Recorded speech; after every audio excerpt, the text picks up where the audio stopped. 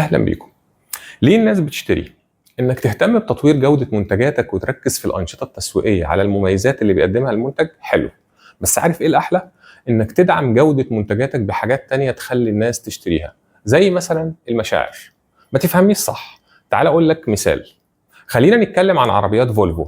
الناس مش بتشتري عربيات فولفو علشان هي أحسن عربيات وفيها أوبشنز ما حصلتش، لكن بيشتروا شعورهم بالأمان، لأن فولفو نجحت تربط عربياتها بالشعور ده بأعلى درجات الأمان. ولو قلنا ايفون نفس الفكره، الناس مش بتشتري موبايل ولكن بتشتري احساس بالتميز والاختلاف. فاللعبه هنا يا صديقي مش على الجوده والمنتج الاكثر قيمه، رغم ان دي نقطه مهمه طبعا، ولكن اللعب بيكون على الحاله اللي بيخلي الناس تعيشها والمشاعر اللي بتحسها بمجرد امتلاكها لمنتج معين.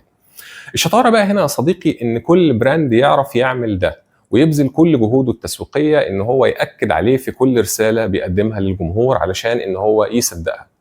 اكتب لي في كومنت أمثلة لمنتجات تانية شايف الناس بتشتريها علشان تعيش حالة معينة مش علشان المنتج نفسه. دمتم بسعادة.